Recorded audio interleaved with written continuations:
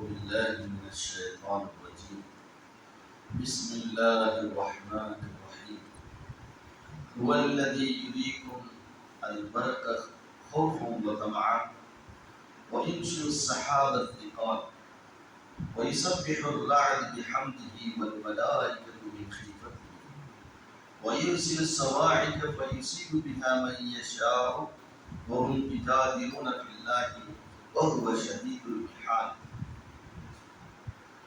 هو الذي يريكم البرق خوفا وطمعا. அவன்தான் உங்களுக்கு மின்னலை ஏற்படுத்துகின்றான், காட்டுகின்றான். பயப்படுவதற்காகவும் மேலும் நீங்கள் ஆதரவு வைக்க வேண்டும் என்பதற்காக வேண்டி. அதை போன்று கனமான அந்த மேகத்தை அவன்தான் உருவாக்குகிறான். அந்த இடி அவன் இறைவனுடைய புகழை அது துதிபாடுகின்றது. மேலும் அந்த இடியின் காரணமாக வானவர்கள் பயந்து கொண்டு அல்லாஹ்வை தஸ்பீஹ் செய்கின்றனர்.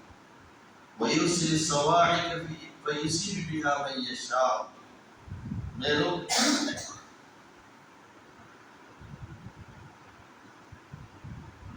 மழை மேலே வானத்திலிருந்து அவன்தான்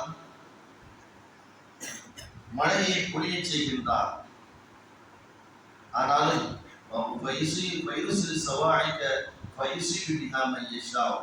அந்த மின்னலின் காரணமாக சில வேதனைகளையும் அல்லாஹ் ஏற்படுத்துகின்றான். ஆனால் இந்த மனிதனோ அல்லாஹ்வை பற்றி அவன் தர்க்கம் செய்து கொண்டிருக்கின்றான். அவன் தண்டிப்பதில் மிக கடுமையானவன். 13வது அத்தியாயத்துடைய 12, 13 ஆகிய இந்த 2 வசனங்களிலும் அல்லாஹ்வுடைய அந்த வல்லமையை பற்றி இங்கு குறிப்பிடுகின்றார். அதை சொல்லும் பொழுது அவன்தான் மின்னலை உங்களுக்கு காட்டுகின்றான் அப்படிங்கிறான். மின்னலை அவன் தான் காட்டுறான். எதற்கு? உங்களுக்கு பயம் வரணும் அப்படின்னு. இந்த மின்னலை ஏற்படுத்துவது எப்படி என்ன என்பதெல்லாம் எவராலும் செய்ய முடியாது. கண்டுபிடிக்கலாம், ஆனால் சொல்ல முடியுமா, செய்ய முடியுமா, இப்படி ஏற்படுத்த முடியும் என்றெல்லாம் தன் வல்லமை எல்லாம் என்ன செய்கிறான், வெளிப்படுத்துகின்றான். அவன் உங்களுக்கு காட்டுகின்றான். அது இல்லாமல் அவனால் மழையை வர வைக்க முடியும். அதான் அது காட்டும். மின்னலே இல்லாமலும் மழை என்ன செய்ய முடியும், எதுவுமே இல்லாமலும் அவனால் வர வைக்க முடியும். ஆனாலும் ஏன் மின்னலை ஏற்படுத்தி இடியை ஏற்படுத்தி அதற்கு பின்பு மழைகளை பொழிய செய்கின்றார் என்றால் அதற்கு காரணம் உங்களுக்கு பயம் வரணும். இந்த மின்னலை ஏற்படுத்தியது யார், இப்படி திடீரென்று ஏற்படுகின்றது, இதை ஏற்படுத்தியவன் யார், அவன் மீது உங்களுக்கு என்ன வரணும், பயம் வரணும். அவனை நீங்கள் நம்ப வேண்டும் என்பதற்காக தான் அந்த மின்னலை உங்களுக்கு அல்லாஹ் காட்டுகின்றான். மின்னலை அவன் காட்டுகின்றான். அதை போன்று மேகத்தை அவன் தான் உருவாக்குகிறான். உலகமே ஒன்று சேர்ந்து மேகத்தை உருவாக்கி நம்ம பகுதியில் போனா மழை பெய்யல என்றால் மழை வந்துருமா? எத்தனை அடிக்கடி எவ்வளவு முறை ஒன்று சேர்ந்து நம்ம பகுதியில 10 வருஷமா மழை இல்லாம இருக்குது, விவசாயம் இல்லை, நாசமா போச்சு, எல்லாமே ஒண்ணும் இல்லை, பட்டியா கிடக்கிறோம் என்று நினைத்துக் கொண்டு உலகத்தில் இருக்கின்ற எல்லா மனிதர்களும் பெரும் அறிவாளிகளாக ஒன்று சேர்த்து இந்த இடத்துல மேகத்தை உருவாக்க 10 வருஷம் மழை இல்லை என்று நீங்கள் நினைத்து உருவாக்க முடியுமா? ஆனா அந்த வார்த்தைகள் எல்லாம் எப்படி எல்லாம் போடுகிறான். அவன் தான் மின்னலை உங்களுக்கு காட்டுகின்றான். அவன் தான் என்ன செய்கின்றான், மேகத்தை உருவாக்குகிறான். வேற யாரும் உருவாக்க முடியாது. கனமான மேகத்தை அவன் என்ன செய்கின்றான், கருமேகம் சொல்றது அந்த மாதிரி மேகத்தை உருவாக்கினான். அதற்கடுத்து என்ன செய்கின்றது, இடி வந்து இறைவனை தஸ்பீஹ் செய்கின்றது. அந்த இடியின் பயங்கரமான சத்தத்தை கேட்டு வானவர்கள் எல்லாம் பயத்தினால் என்ன செய்கிறார்கள், அவர்கள் தஸ்பீஹ் செய்கிறார்கள். வானவர்கள் தஸ்பீஹ் செய்கிறார்கள், இடியும் தஸ்பீஹ் செய்கிறது. அல்லாஹ் குர்ஆனிலே ஒரு இடத்தில் சொல்லுகிறது,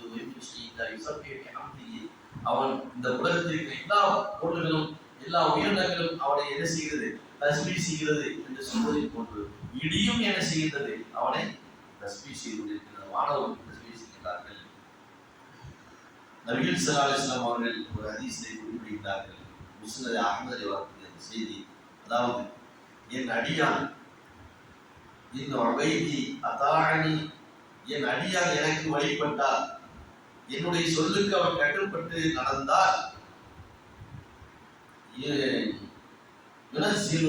மாதர பில்லை, இரவிலே அதாவது மழையை அவன் இறக்குவான்.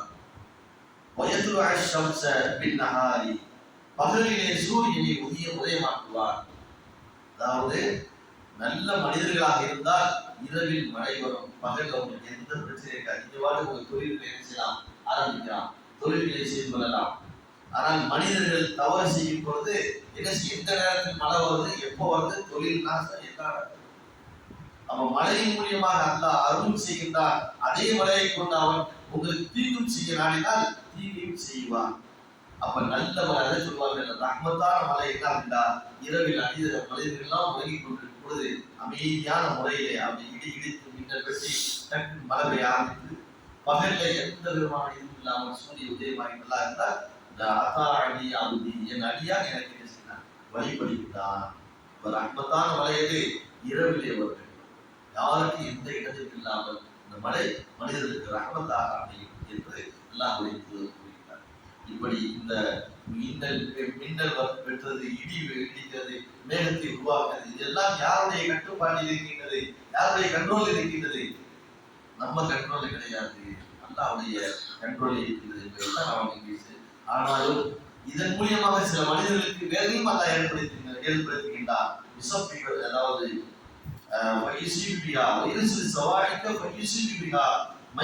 நாடியோர்களுக்கு தண்டனை கொடுக்கின்றார். ஆனாலும் அந்த அல்லாஹ் பற்றி அவன் தர்க்கம் செய்து கொண்டிருக்கிறான். அல்லாஹ் இல்லை என்று சொல்லிட்டான். அப்படியெல்லாம் கடவுள்லாம் கிடையாது என்று அவன் சொல்கின்றான். திடீர்னு அவனுக்கு தண்டனை இதன் மூலமாக நாம் கொடுக்கின்றோம் என்ற அந்த வல்லமையை பற்றி எல்லாம் இந்த வசனங்களை